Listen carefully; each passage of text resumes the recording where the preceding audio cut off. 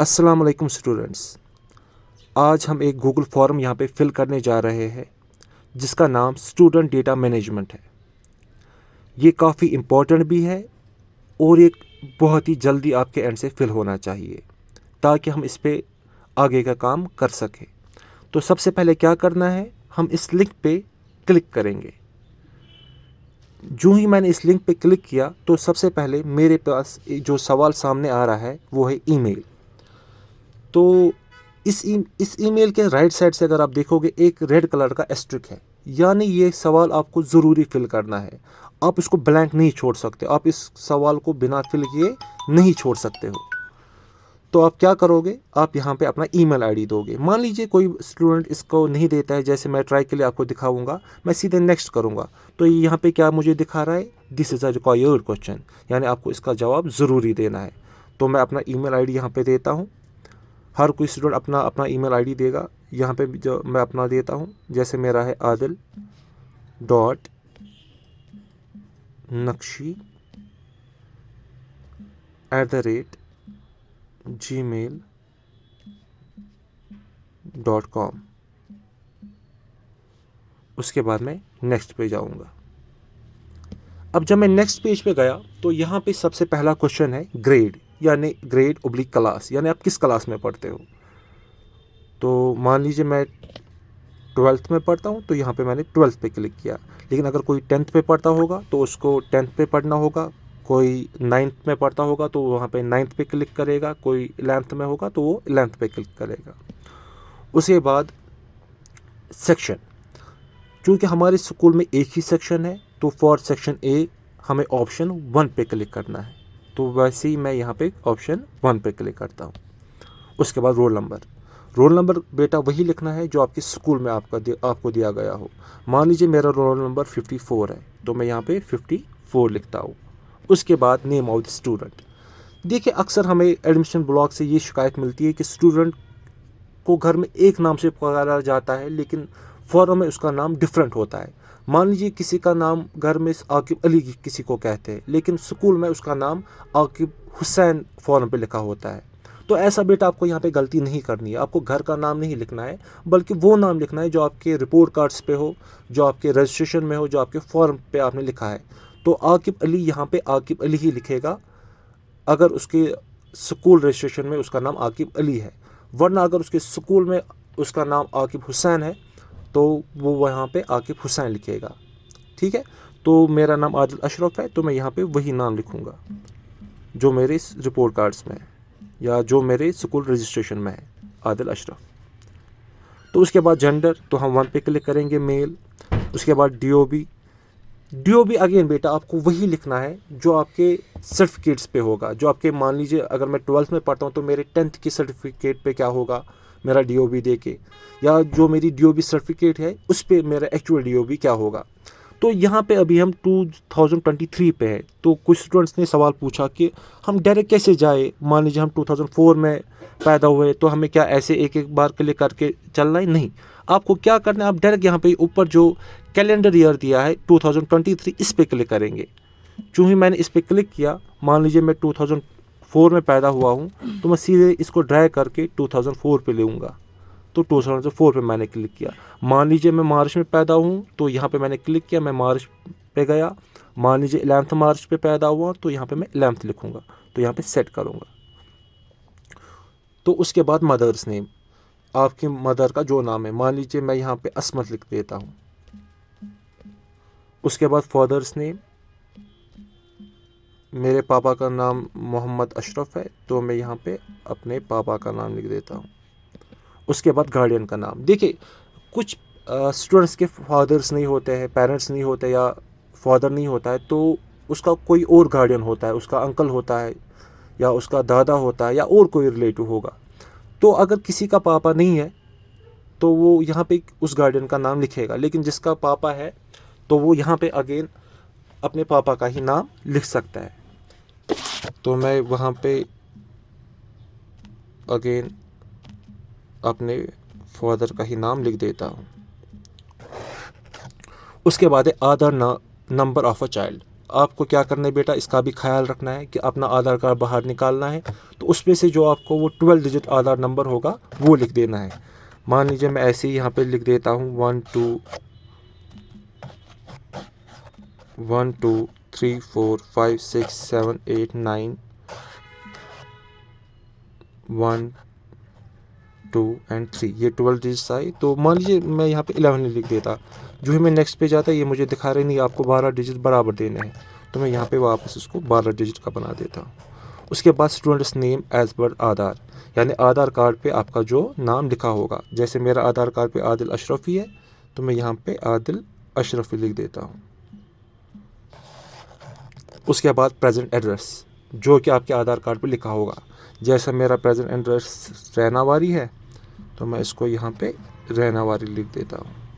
उसके बाद pin code, चूँकि मेरा पिन कोड 190003 है रैनावारी के लिए तो मैं वो लिख देता हूँ। लेकिन अगर कोई बंदा निगीन में रहता है, हजरतबल में रहता है या और कहीं जगह पे रहता है, वो उस जगह का पिन कोड वहाँ पे लिखेगा। अगर नहीं मालूम होगा तो वो गूगल कर सकता है, तो गूगल पे आपको अपने इलाके का पिन कोड मिलेगा। मेरा 190003 है तो मैंने वही लिख दिया। उसके बाद mobile number of student, parent और गार्डियन, यहाँ पे आपको अपना मोबाइल नंबर लिखना है या अपने पेरेंट्स का मोबाइल नंबर रखना है, तो मैं अपना ही यहाँ पे देता हूँ, तो वो है 7006301763। ऑल्टरनेट मोबाइल नंबर, अगर आपके पास दूसरा मोबाइल नंबर हो या आपने पहले स्टूडेंट की जगह अपना दिया तो यहाँ पे आप अपने पापा का दे सकते हो, वो बेटर रहेगा।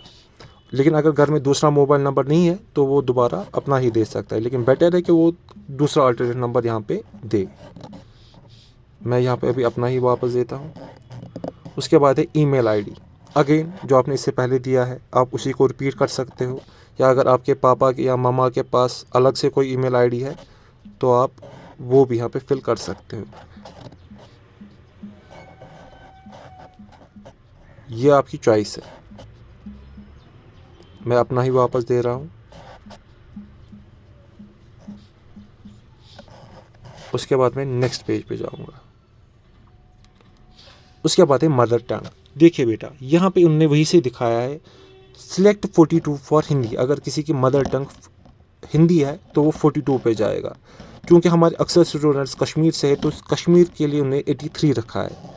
लेकिन मान लीजिए कोई लद्दाखी होगा तो 267 पे जाएगा।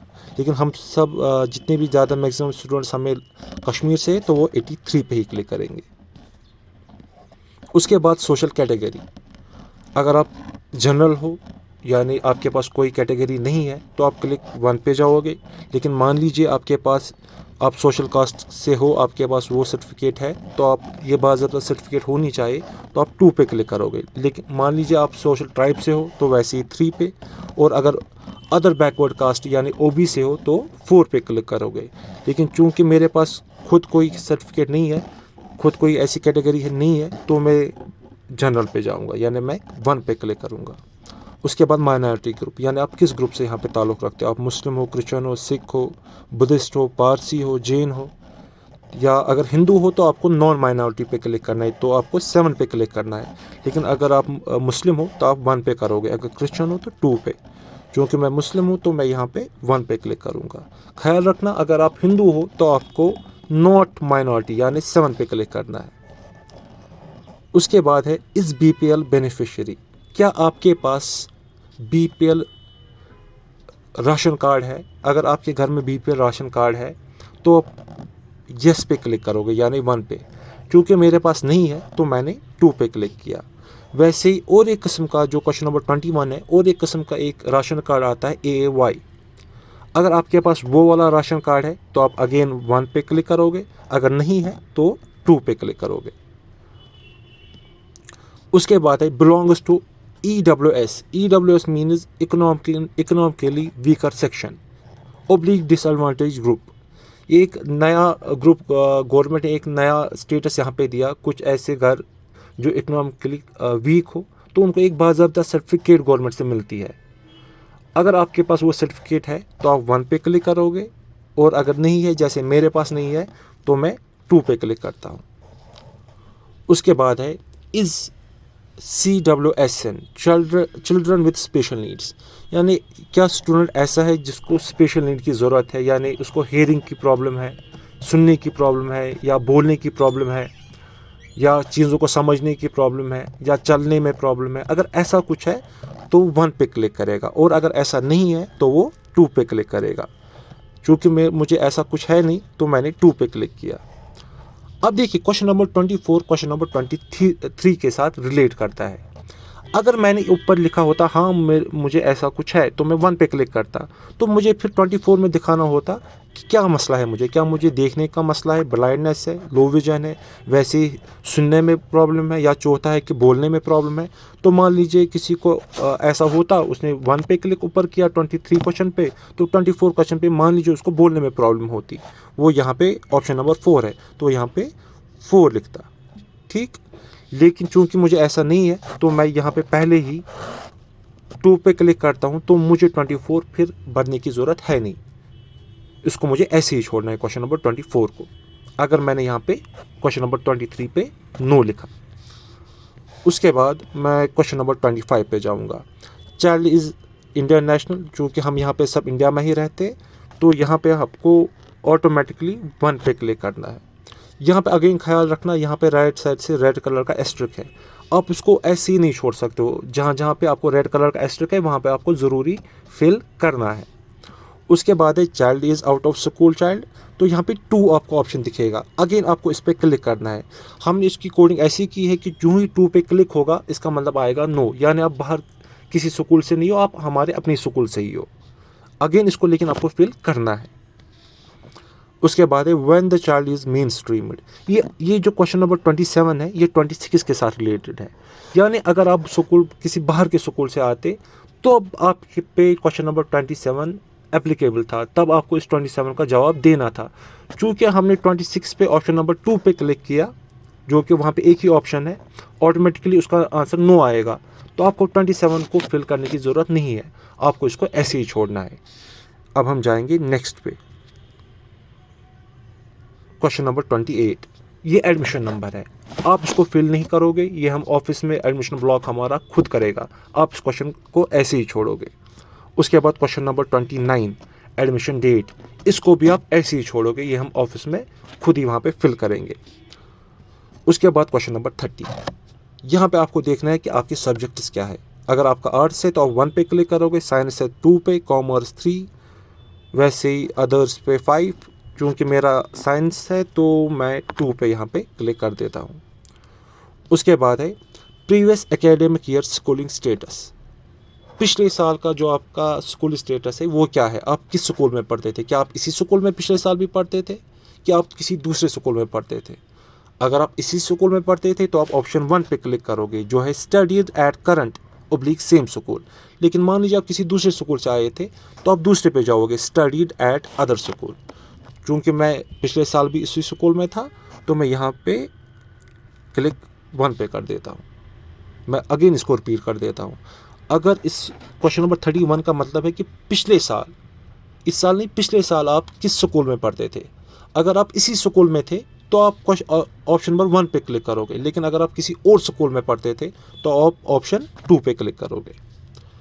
उसके बाद क्वेश्चन नंबर 32, इसको आप ऐसे ही छोड़ोगे, ये इसको आपको फिल करने की ज़रूरत है नहीं, इसको आप बिल्कुल ऐसे ही ब्लैंक छोड़ना। उसके बाद है question number 33, admitted enrolled under RTEWS, इसको भी आप यहाँ पे 0 पे क्लिक करोगे। इस पे राइट साइड से पे आप देखोगे क्वेश्चन नंबर 33 को एस्ट्रिक है, क्वेश्चन नंबर 32 को नहीं था, यानी आप इसको ऐसे ही छोड़ोगे। लेकिन 33 को एस्ट्रिक है, इसको आपको ज़रूरी फिल करना है, आपको 0 पे क्लिक करना है। ये हमने कोडिंग दी है, इसका ऑटोमेटिकली हमारे पास जवाब आएगा। उसके बाद है क्वेश्चन नंबर 34, इसको भी आप अगेन सिर्फ 1 पे क्लिक करोगे, appeared for exam in previous class, इसका हमने 1 पे क्लिक करने से इसका हमें ऑटोमेटिकली जवाब आएगा यस। तो यहाँ पे आपको इसलिए हमने एक ही ऑप्शन रखा है, लेकिन इस ऑप्शन को आपको क्लिक करना ही करना है। उसके बाद है question number 35, result for previous exam, इसको भी आप अगेन बेटा ऐसे ऑप्शन 1 पे ही क्लिक करोगे, इसको भी हमने ऑटो फिल करके रखा है, तो इसका आंसर हमें खुद ही आएगा। तो यहाँ पे आपको इसमें सिर्फ एक बार क्लिक करने की ज़रूरत है, लेकिन ख्याल रखना बेटा क्लिक एक बार करना है, इसको फिल करना है। फिर है question number 36, marks percentage obtained in previous exams. यहाँ पे बेटा ख्याल रखना है, आपको मार्क्स नहीं लिखने हैं बल्कि परसेंटेज कितनी थी। मान लीजिए मेरे पिछले साल 500 में से 400 मार्क्स आए थे, तो परसेंटेज कितनी हुई 80%। तो मैं यहाँ पे 400 मार्क्स नहीं लिखूँगा, मैं 80% लिखूँगा। इस साल मैं 12th में हूँ, 11th में मुझे 80% आए, तो मैं यहाँ पे अपने 11th के परसेंटेज लिखूँगा, तो वो 80% थे। लेकिन ये वही होना चाहिए जो आपके रिपोर्ट कार्ड पे होगा, ना इसमें ज़्यादा करने की ज़रूरत है ना इसमें कम करने की ज़रूरत है। खाली 80 लिखिए, ये खुद ही हमें परसेंटेज में आएगा। उसके बाद क्लास अटेंडेड डेज, यहाँ पे हमने जो इसको रखा है, हमने इसको एक ब्लॉक रखा है कि 180 डेज से ज़्यादा नहीं हो सकता है। तो मान लीजिए कोई स्टूडेंट इसमें 192 डेज लिखता, जो ही वो नेक्स्ट करेगा ये वहाँ से दिखाएगा इस क्वेश्चन में it should be less than और इक्वल टू 180। तो ये आपके जितने भी दिन आ रहे, जितने दिन आपने स्कूल अटेंड किया पिछले साल, तो मान लीजिए मैंने 172 डेज़ किया, तो मैं यहाँ पे 172 डेज़, लेकिन ये 180 से कम होना चाहिए। उसके बाद मैं नेक्स्ट पे जाऊँगा। फैसिलिटी रिसीव्ड फ्री यूनिफॉर्म, क्या आपको स्कूल में फ्री यूनिफॉर्म मिली है? जो कि हमारे स्कूल में ऐसा कुछ है नहीं, जितना मुझे पता है तो हमारे स्कूल में ऐसे मिलता नहीं है, तो मैं यहाँ पे 2 पे क्लिक करूँगा। लेकिन मान लीजिए किसी स्टूडेंट ने यूनिफॉर्म पकड़ी हो तो 1 पे क्लिक करेगा। तो इसके बाद क्वेश्चन नंबर 39 है, facility received free text book, क्या आपको मुफ्त में वहाँ पे फ्री में किताबें मिली? जो कि हमारे स्कूल में ऐसा प्रोविज़न है नहीं, तो मैं यहाँ पे अगेन 2 पे क्लिक करूँगा। लेकिन अगर किसी ने बुक्स ली है फ्री में, टेक्स्ट बुक जो आपके क्लास में पढ़नी होती है, जो आपकी टेक्स्ट बुक्स होती है अपनी क्लास के लिए, तो आप 1 पे क्लिक करोगे अगर किसी ने ली है, वरना जिसने नहीं ली है तो वो 2 पे यहाँ पे क्लिक करेगा, क्योंकि यहाँ पे यस का मतलब 1 है और नो का मतलब 2 है। उसके बाद है यहाँ पे अहम सवाल है कि रिसीव्ड सेंट्रल स्कॉलरशिप, क्या किसी बंदे ने सेंट्रल स्कॉलरशिप रिसीव की है कि नहीं की है? अगर की है तो वो यहाँ पे 1 पे क्लिक करेगा, और अगर नहीं की है तो यहाँ पे 2 पे क्लिक करेगा। चूँकि मैंने नहीं की है तो मैं 2 पे क्लिक कर देता हूँ। लेकिन मान लीजिए किसी बंदे ने कोई सेंट्रल स्कॉलरशिप रिसीव की होगी, हम एक फॉर्म यहाँ पे ऐसे ही फिल करेंगे। मैं यहाँ पे करता हूँ 1 पे क्लिक। जो क्वेश्चन नंबर 41 है वो क्वेश्चन नंबर 40 के साथ रिलेट है। फिर जब वो ऊपर 1 पे यस करता हूँ तो मुझे क्वेश्चन नंबर 41 में उसका जवाब देना है, मैंने कौन सी स्कॉलरशिप रिसीव की है। मान लीजिए मैंने post matric scholarship scheme for minorities receive की होगी, तो मैं यहाँ पे वो ऑप्शन 2 आता है, तो मैं यहाँ पे ऑप्शन 2 लिख देता हूँ। लेकिन अगर किसी स्टूडेंट ने यहाँ पे नो लिखा कि मैंने कोई सेंट्रल स्कॉलरशिप रिसीव नहीं की है, तो उसको क्वेश्चन नंबर 41 फिल करने की कोई भी ज़रूरत है नहीं। अब इसके बाद है और एक रिसीव्ड स्टेट स्कॉलरशिप, क्या आपने स्टेट की कोई स्कॉलरशिप रिसीव की है? मैंने नहीं की है तो मैं 2 पे क्लिक करूँगा। लेकिन अगर किसी स्टूडेंट ने की होगी तो वो 1 पे करेगा। उसके बाद है रिसीव्ड अदर स्कॉलरशिप, क्या आपने कोई अदर स्कॉलरशिप इन 2 स्कॉलरशिप के बगैर कोई रिसीव की है? मैंने नहीं की है, मैं 2 पे करूँगा। अगर किसी ने की है तो 1 पे करेगा। इसके बाद है स्कॉलरशिप अमाउंट। चूँकि मैंने आपको फॉर्म दिखाने के लिए यहाँ पे दिखाया था कि मैंने रिसीव्ड सेंट्रल स्कॉलरशिप पे यस किया था, फिर मैंने वो दिखाया था कि मैंने वो ऑप्शन नंबर 2 यानी पोस्ट मैट्रिक स्कॉलरशिप स्कीम के तहत लिया था। तो अब मैं इसका अमाउंट लिखूँगा कि मैंने उस टाइम वो कितनी की स्कॉलरशिप रिसीव की थी। मान लीजिए वो मैंने 5000 की ली थी, तो मैं यहाँ पे 5000 वो यहाँ पे लिख देता हूँ। उसके बाद क्वेश्चन नंबर 45, इसको आप ऐसे ही छोड़ोगे, तो इसको फिल करने की ज़रूरत है नहीं। उसके बाद question number 46, specific learning disability, अगर किसी को पढ़ने या समझने में कोई प्रॉब्लम है तो वो यहाँ पे यस लिखेगा, और अगर नहीं है तो वो नो लिखेगा। अगेन मुझे ऐसी कोई प्रॉब्लम है नहीं, तो यहाँ पे मैंने 2 लिखा। लेकिन अगर किसी को ऐसी कोई प्रॉब्लम होगी तो वो 2 के बदले 1 पे क्लिक करेगा। ठीक है, मान लीजिए ऐसी कोई प्रॉब्लम होगी तो हमने क्या किया, 1 पे क्लिक किया। फिर ये जो क्वेश्चन नंबर 47 है ये 46 के साथ रिलेटेड है। अगर मैंने यहाँ पे यस किया तो मुझे यहाँ पे बताना है कौन सी किस्म की मुझे लर्निंग डिसेबिलिटी है। मान लीजिए अगर किसी को ये होगा डिस्ग्राफिया या डिसलेक्सिया, तो वो वैसे पे ही क्लिक करेगा। मान लीजिए किसी को इसमें से पहले वाली प्रॉब्लम है तो 1 पे क्लिक करेगा। लेकिन अगर मैंने 46 पे यहाँ पे नो किया होता तो मुझे यहाँ पे 47 को फिल करने की ज़रूरत नहीं थी, क्योंकि आपको फॉर्म भरना है। मान लीजिए किसी को ऐसी प्रॉब्लम होगी, तो इसीलिए मैंने यहाँ पे आपको दिखाने के लिए 47 पे यस किया। तो फिर मैं यहाँ से देखूँगा कि उनमें से कौन सी प्रॉब्लम मुझे है, तो वो मैंने यहाँ पे उसी पे क्लिक कर दिया। उसके बाद है ऑटिज़म स्पेक्ट्रम डिसऑर्डर। अब अगर किसी को ये कोई प्रॉब्लम है तो यहाँ पे अगेन इसको 1 करेगा, अगर ऐसी प्रॉब्लम नहीं है तो वो यहाँ पे नो करेगा। क्योंकि मुझे ऐसी प्रॉब्लम है नहीं तो मैंने यहाँ पे 2 पे क्लिक किया। उसके बाद है attention deficit hyper active disorder.